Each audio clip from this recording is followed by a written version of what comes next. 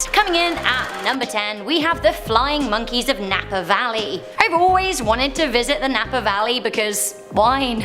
I love wine. People across the world have probably heard or even tasted the Californian wine made here, but most of you probably will never have heard of rebobs, legendary flying monkeys, or robots, or something in between. They are most frequently sighted around Patrick Road outside of Napa itself. Now, according to local law, the rebobs were made by a mad scientist who tried to combine humans with monkeys, although some believe that they're robots created by the government as a distraction from a doomsday bunker they were building nearby. Some say the monkeys hunt teenagers craving young flesh to satisfy their appetites. All pretty wild theories. Coming into number 9, we have the Witch of the Black Diamond Mines. It is said that the Black Diamond Mines of the Mount Diablo coalfield is home to the ghost of a girl named Mary. It seems in the 1870s Mary was a nanny, but several of the children that she cared for died of illnesses or completely unknown causes. Mary was then accused of being a witch by the mining community, who hung her with little semblance of a trial. The town did claim that they found evidence of sorcery rituals at her home, but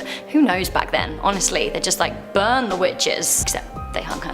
What locals do know is that her spirit still haunts the mine to this day, and it is said to be angry. Mary wants revenge, and I kind of understand. Coming into number 8, we have the Smoke of the Claremont. Out in Berkeley, California, there is an old historic hotel called the Claremont. The original hotel was built in the 1800s, but burnt down as a result of a fire. 10 years later, a new Claremont was built and opened. Great, except the smell of smoke has never left. It seems that smoky fragrances waft through the halls late at night. Oh, and if you travel to the 4th floor, you may or may not meet one of the victims of the fire, a little girl who particularly likes to hang out in room 422. Coming into number 7, we have the San Diego Chilapa. It seems that San Diego may be home to a creature in the ilk of the Chupacabra, Bigfoot, the Sasquatch, or the Abominable Snowman. I really like the word abominable. Abominable. Chilapa is said to be a creature that many say they've heard crying late at night. It's said that the beast stalks San Diego and feeds off the weak, including any children it can sink its teeth into,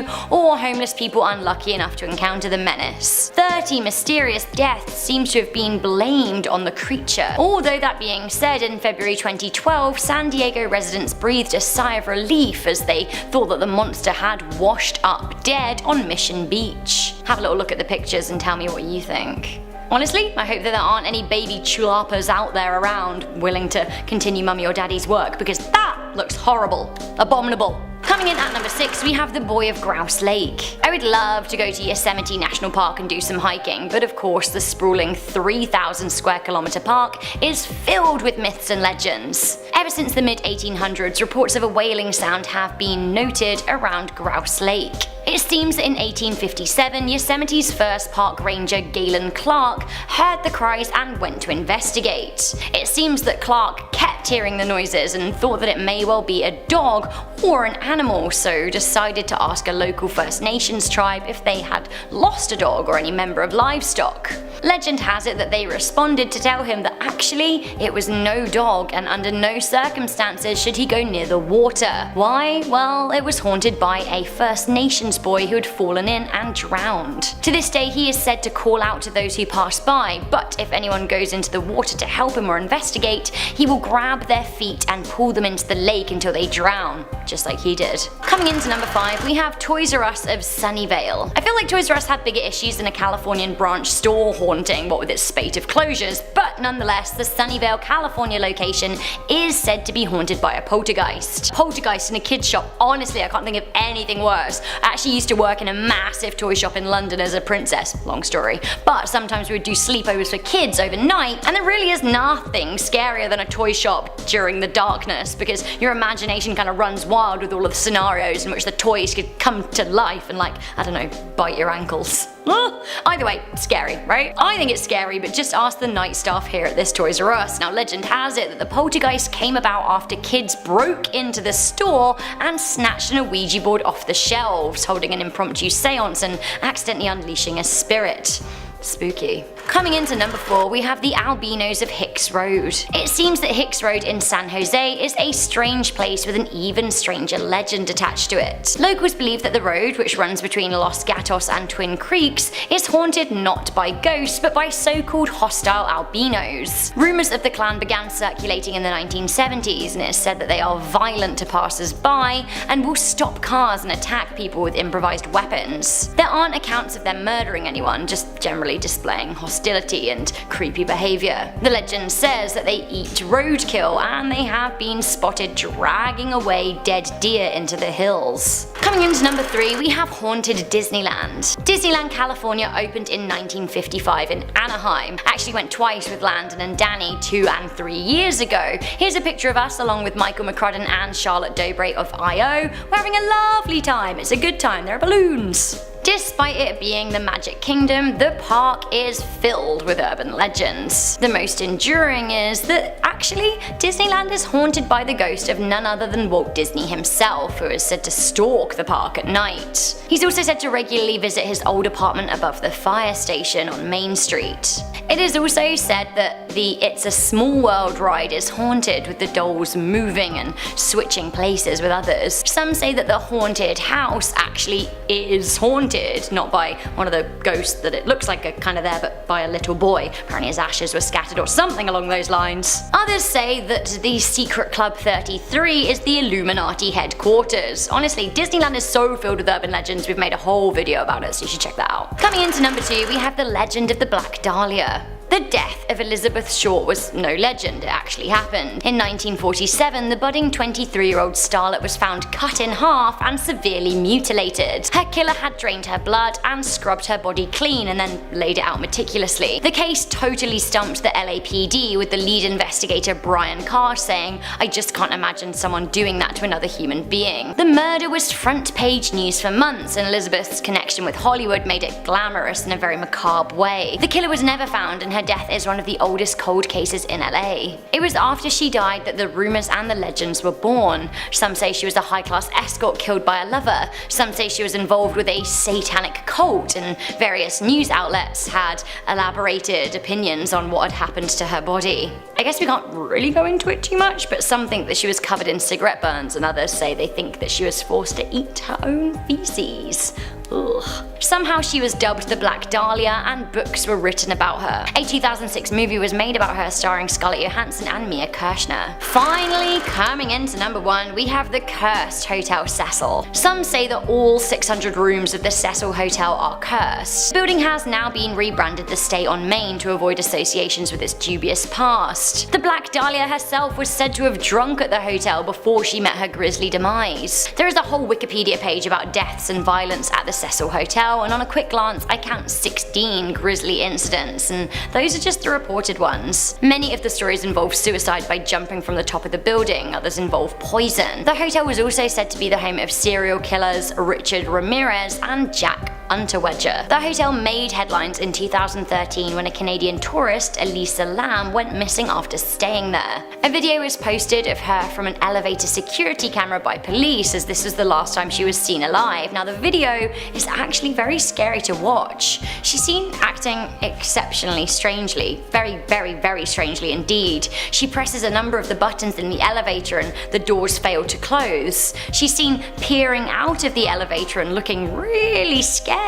She's then seen trying to hide in the corner. She then exits the elevator and seems to be pleading with someone invisible outside of the door. The footage ends with her walking out of shot and the elevator door opening and closing a number of times. On the 19th of February, her body was found by hotel maintenance workers who had come to investigate issues with the hotel water pressure. Now it seems that she was dead in the water tank and had been dead for weeks. The water tank was used for drinking and bathing water for other hotel guests, so blech. What happened to Alyssa, and is the hotel cursed? I'm gonna go with, I don't know, sounds Sounds like it. And at number 10, we have Silbon. In this urban legend, we have a very spoiled teenager. One day he ordered his father to go hunting and bring him back a deer because he was craving deer hearts, because people crave that. This is so gross. I don't know about you guys, but I usually crave things like McDonald's, like the Big Mac, no onions. I usually don't crave deer hearts. This is a little bit weird, but you know what, I'm not here to judge. So when the father returned home empty-handed, the boy murdered his father in cold blood,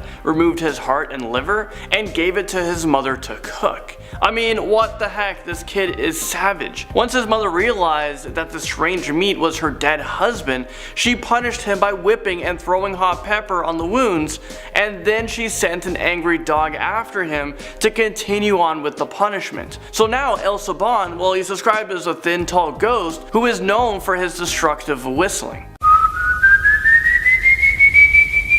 He likes to carry a bag of bones from all of his victims, and if you hear him whistling, it means that it is too late and you are his next target. I guess I'm gonna be carrying around whipping hot pepper sauce if I'm ever in a Colombian forest, you know, to protect myself. El Hombre Bufeo swims onto our list at number 9. This next urban legend is a little bit weird and it might make you want to avoid dolphins in the near future. I mean, these cute little creatures. Well, have you guys ever seen the pink dolphin? This is a legend about a handsome warrior who was condemned to become a pink dolphin by the gods. They were extremely jealous of his good looks and they thought this was a good way to get rid of the competition.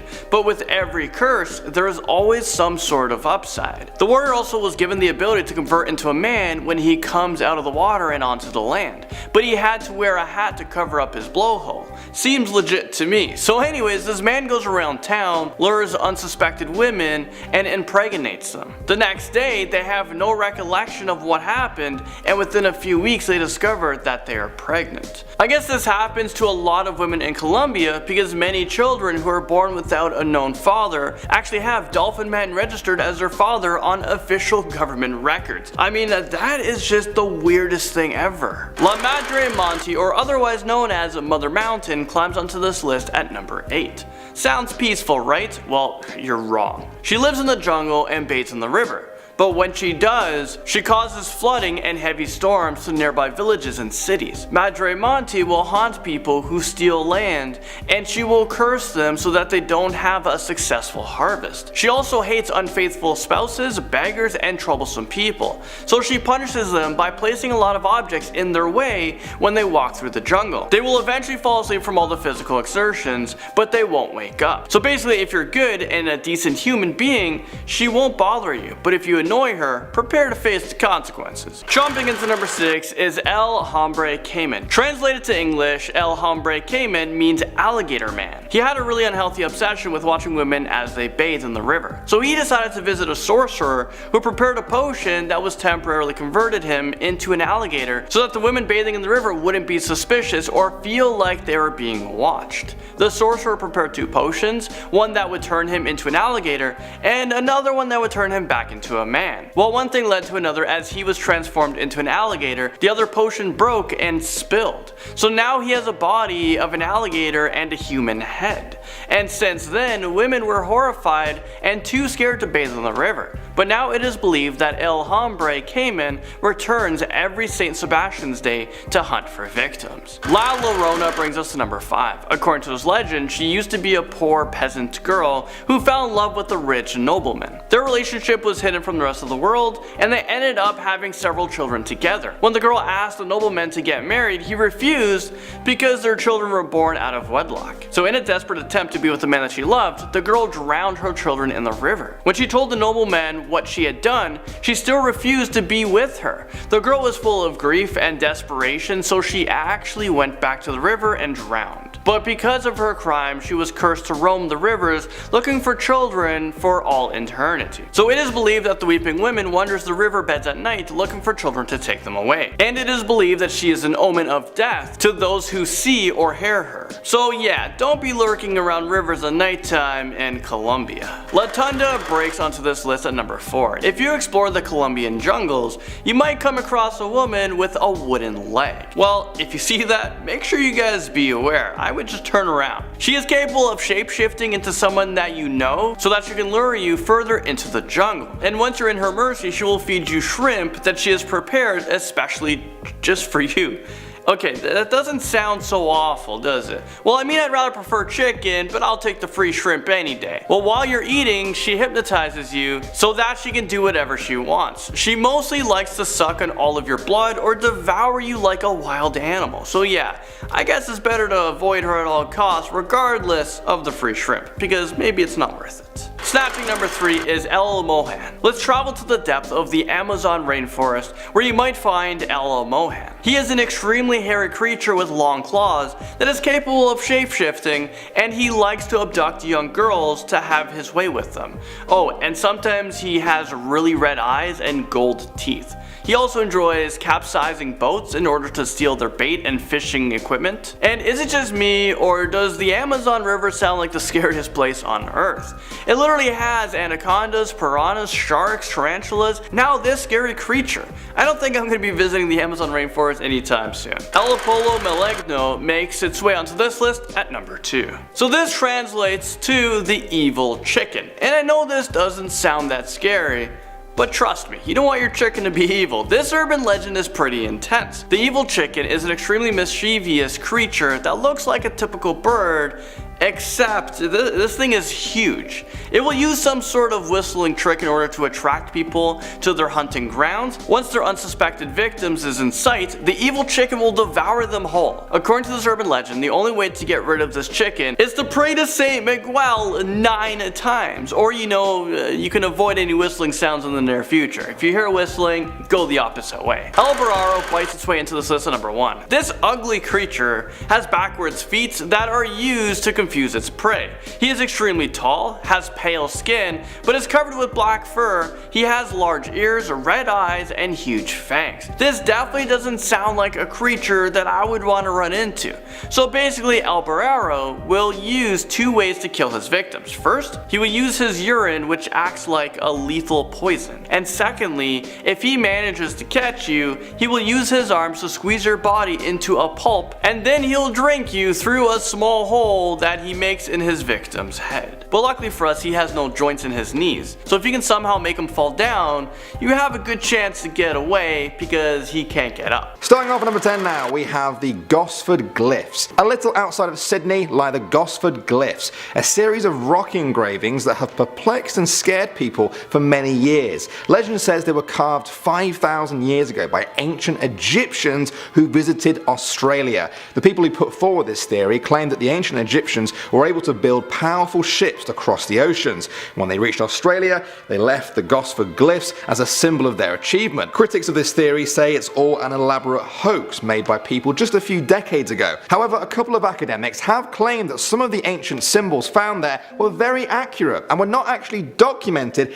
in Egyptian hieroglyphic texts until 2012. Does this mean it's all true? Who knows, but the legend lives on. Next up at number 9 now, we have the crybaby serial killer. The story goes that in Sydney many years ago, a chill caught the air in the dead of night. It was silent outside of a woman's home, but then the silence was broken by the piercing sound of a baby's cry. The woman couldn't see anyone outside her door. She could only hear the crying baby. Her instinct was to go outside and help the baby, but she just felt like something wasn't quite right. She called the police, who told her to not open the door under any circumstances, and then they hung up. The crying noise then began to move around the outside of the house. It moved to the window. She called the police again. This time they told her there was a serial killer who had done this before. He would play a recording of a crying baby outside someone's window. When they came to investigate, he would murder them. She wasn't going to be the next victim and barricaded herself inside until the police arrived,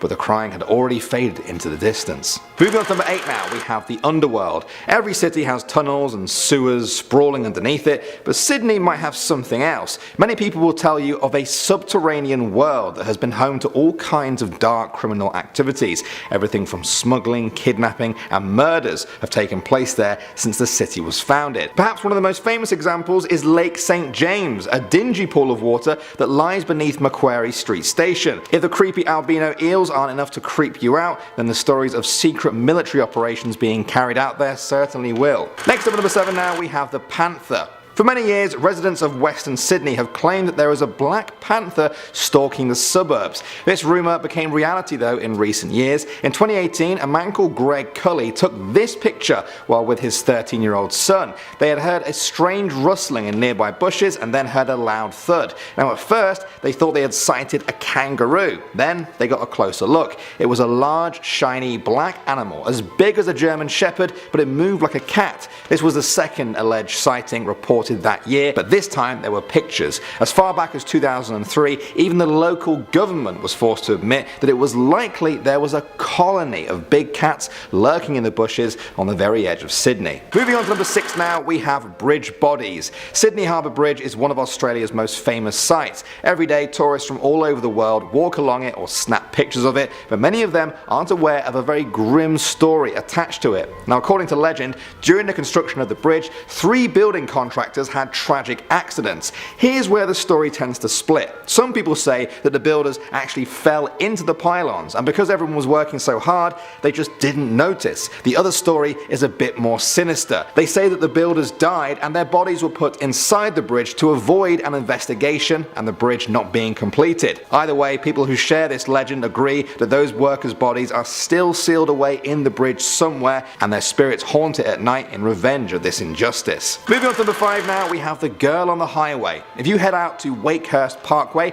near Middle Creek Bridge, you'll find locals who will tell you the bridge is haunted. They say that the spirit of Kelly wanders along it. She can be seen in a white dress by the side of the road, watching drivers as they pass by. But that's not all. Some say that she appears inside people's cars. And that's not all. There's also only one way to get rid of her. You have to verbally inform Kelly that she is not wanted. If you don't, she will make your car stop working on the spot. And I don't want to know what happens next. Next up at number 4 now, we have the giant lake. There are some people in Sydney who claim that there is a giant lake underneath Hyde Park. It's a disconcerting thought, knowing there could be a large body of water just lurking underneath you, but it's a legend that people do believe. They say that in the 1920s, additional platforms for the City Circle line were built but never used. Urban explorers have gone down there in recent years and documented a massive tunnel network that leads to what they think is a huge subterranean lake underneath the city's famous park. The lake is said to be 6 meters deep in parts, with foul, stagnant water. This environment has attracted some horrific creatures, some of them not even recognizable to the explorers who have ventured down there. Coming in number 3 now, we have a devil among us. This is a very famous urban legend that comes from 1979. While waiting for a ferry to take them to Luna Park, the Godson family were approached by a satanic looking figure dressed in a loincloth and wearing a mask and horned headdress. Now you wouldn't believe this story if it weren't for one thing. They took a picture with this man, thinking he was just some sort of local entertainer. The thing is, nobody in the area had encountered him that day. When people saw the picture, nobody had ever seen him before and nobody saw him after that day. Now this story may have just slipped into history if it weren't for one thing: the tragedy that befell the Godson family that day. Within a few hours of this picture being taken, the boy in the photo, his brother, and their dad were all killed on the Luna Park ghost train when a fire ripped through the ride, killing 7 people in total. Conspiracy theorists claim that the Devil Man's appearance that day was no accident and that he was linked or even responsible for the tragedy of the Godson family. Next up at number 2 now, we have the Hawkesbury River Monster. If you head a little north of Sydney, you'll find the Hawkesbury River and the story of a monster that calls it home. Some say it's the long lost cousin of the Loch Ness Monster, a snake-like creature, greyish black, up to 24 meters long, that lays its eggs inland before slinking back off into the waters. In recent years, there's been quite a lot of sightings and people have formed societies around its legend. They say it's like a prehistoric plesiosaur that's been attacking humans for hundreds of years. Aboriginal tribes have spoken about it for much longer than that, and people have no doubt the creature will surface again in the future. And finally, number 1 now, we have the Bankstown Bunker. This is a famous military bunker that has been left to urban explorers to pick up the pieces of what really happened down here. It was built for military operations during the Second World War, a 3-story deep labyrinth with a maze of rooms inside. After it served its purpose, the bunker was forgotten for decades until it was rediscovered almost in pristine condition in the 1970s. Since then, the interior was completely gutted by a fire, but the bunker still stands. It's hard to get into and very easy to get lost in. People who have ventured there have returned with stories that will send shivers down your spine. Still, it may be the only chance that some people get to ever see a military bunker in person, even if it is terrifying. Starting off at number 10 now, we have the Jake Bird Hex. Jake Bird was a convicted murderer and self-confessed serial killer who was executed for the murders of a woman and her teenage daughter in Tacoma, Washington in 1947. It's thought that he may have killed up to 46 people though. Because of his heinous crimes, he's fairly well known among people in that area of Washington, but what's made him really famous around the world is the story of his Bird Hex. After his conviction was announced, Bird was allowed to make a final statement. He spoke for 20 minutes about how he hadn't been allowed to represent himself in court and that his lawyers were against him. Then he said, "I'm putting the Jake Bird Hex on all of you who had anything to do with my being punished. Mark my words, you will die before I do." Naturally, people just sort of laughed it off, but after Bird was executed, you guessed it, people started dying. They didn't die before he did, obviously, but allegedly 6 people connected with the trial died, including the judge who died within a month of sentencing Bird. So too did one of the officers who took his first confession. A police officer who took the second confession also died. Then the court's chief clerk, then one of Bird's prison guards, and even his lawyer died on the first anniversary of Bird's sentencing. Cosmic coincidence, or was the Bird Hex really real? Next up at number 9 now, we have 13 Steps to Hell. East of Seattle lies the famous Maltby Cemetery. It's famous because it's said to have 13 steps that lead down to hell.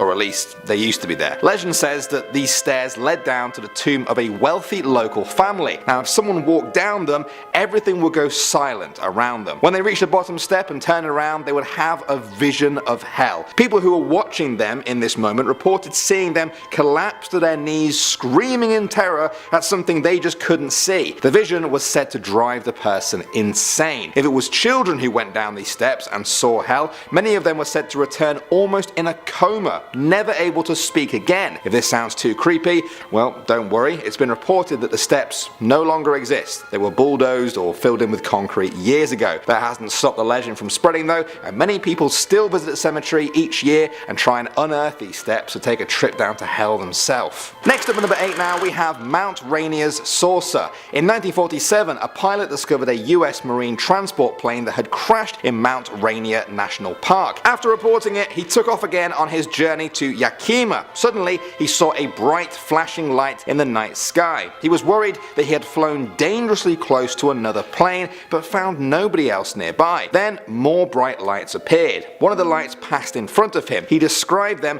as crescent-shaped objects that looked like saucers skipping on the water. It was this description that literally gave us the term of flying saucer. He reported the story to his family and friends, and then that story began to spread all over the country. Now, despite its fame, nobody has been able to explain what he saw that night, and if there really is something strange going on at Mount Rainier. Moving on to number 7 now guys, we have SR 900. That's the name of this road that runs through Washington from Issaquah to Renton. For starters, people just say it's very creepy in general. The road runs through a lot of dark forests. Over the years there's been a lot of car accidents at night there because the roads wind precariously through these dark areas with no street lights at all. If you drive along it in the early hours of the morning, there's a good chance you'll find that you're the only person there. Many people report a very creepy feeling washing over them on this road. Sometimes this takes on a physical manifestation, like a person appearing by the side of the road as fog swirls around them. It's a golden oldie, that one. It appears everywhere. Never get tired of it. Or maybe you are. Moving on to number 6 now there, we have Bigfoot. According to some reports, Washington has the highest number of Bigfoot sightings at 537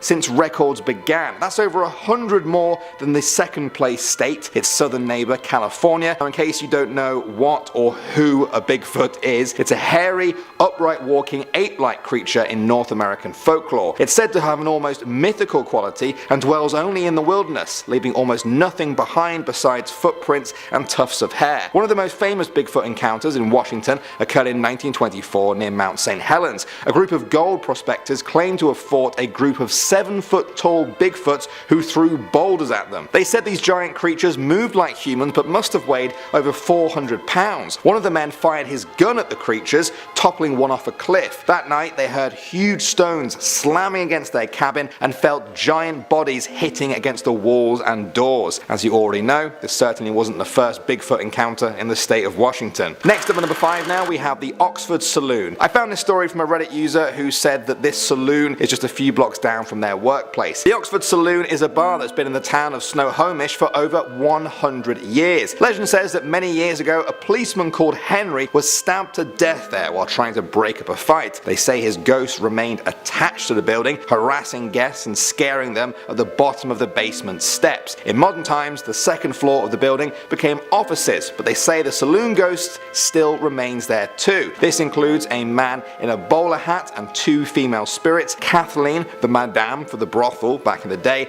and Amelia, one of her ladies of the night. They say that a long time ago, Amelia's body was mysteriously found in a closet, all cramped up and stuffed in there. Horrible stuff. These days, paranormal investigators report strange experiences at the saloon involving ghostly voices and strange images that show up in photographs. Next up at number 4 now, we have Dryden Hall. This is a famous hall that first opened in 1965 at Spokane University. Now, despite its relatively young age, it's already gained a bit of a reputation as a haunted place within the area. The story goes that on the outer wall of the north wing, a mysterious screaming face can be seen at night. Now, initially, people just brushed it off as a trick of the light because it could only be seen at night. The thing is though, the groundskeepers reportedly kept changing the position of the lights, but the face would always appear. These days, every single year, a new batch of students have the story passed on to them, and still the screaming face remains. Moving on to number 3 now, we have the trees. Olympic National Park is a massively popular tourist site for those visiting Washington. You can see why, I'm sure, from these pictures,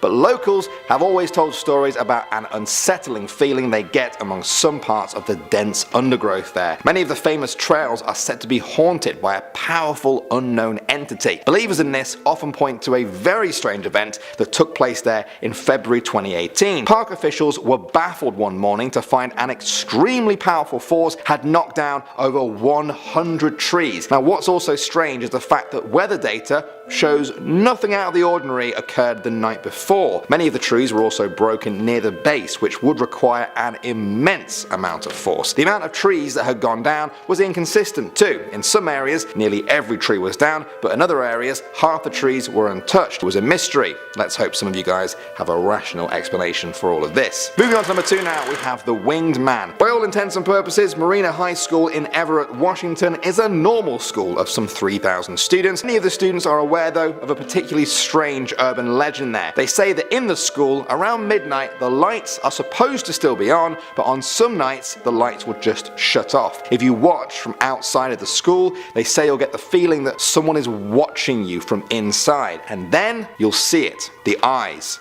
Just a set of floating eyes. It's too dark to see a body, and then the eyes will start to glow. Legend says that if you keep staring for long enough, the glow will begin to illuminate the rest of the body. You will see a man with wings. There aren't many reports of what happens after people see the winged man. I imagine they just turn around and run. And finally, number 1 now, we have Mel's Hole. Years ago, a man named Mel Waiters called into the Art Bell radio show claiming he had discovered an infinitely deep hole on his property near Ellensburg. He said that he tied fishing lines together and continued lowering it down the hole. It reached 15 miles apparently without hitting any ground. That's a depth of some 80,000 feet. It gets crazier though. Mel claimed that the hole had the ability to restore life to dead animals. You heard me. He told the story of a man's dead dog that was thrown into the pit and then found walking around alive soon after. People became obsessed with finding this hole, but Mel refused to tell people where it was. A while later, a local paper reported that no man named Mel Waiters even existed in the area, and Mel wasn't even around to defend his own existence, as he was never heard from again. Fell down the hole. Who knows? The whole thing is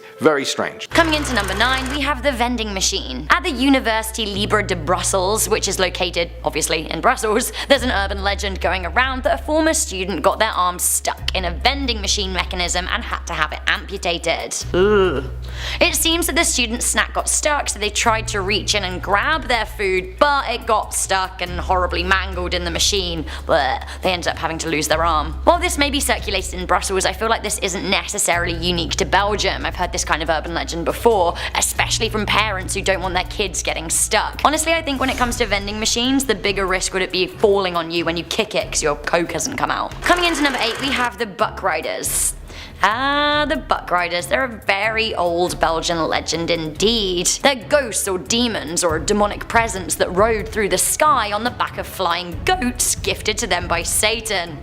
Of all of the sentences I thought I would say today. In 1774, a man by the name of Jean van Musan claimed to be a buck rider and threatened a farmer, blackmailing him for money. It seems that a genuine gang of thieves operated in this time in East Belgium and the southern part of the Netherlands. These gangs would raid farms and peaceful communities. Now, some of the raiders were caught and admitted to being a satanic buck rider. As a result, they were sentenced to death. Coming into number 7, we have the Scent of Brussels. This urban legend crops up over both France and Belgium, especially in cities like Paris and Brussels. The stories often take place in busy streets, a kind of busy, bustling European street you could expect to find in the mid-19th century. A woman would be lured by market sellers offering her cut-price perfumes. She'd then follow them down an alley to smell their wares. Wait, that sounds pretty dirty. Ugh. Anyway, she would follow them and they would get her to smell perfume, but in actuality, it turned out to be chloroform, which would knock her out cold. The story branches off, but in the best case scenario for the woman, it's just her purse that's stolen. In the worst, generally she's raped. Coming into number 6, we have the Hitcher with Hairy Hands. This is a really weird urban legend, like super weird. The story goes that a woman is returning from a movie theater and gets back into her car, parked in a dark parking lot. As she goes to drive off, she notices a little old lady in the back seat. Confused, she's like, "Hey, old lady, what are you doing in the back of my car?" She notices that the old lady is kind of weepy, and the woman responds that actually she got lost when seeing a film with her grandson and got scared alone in the car park. She asked if she could have a lift home.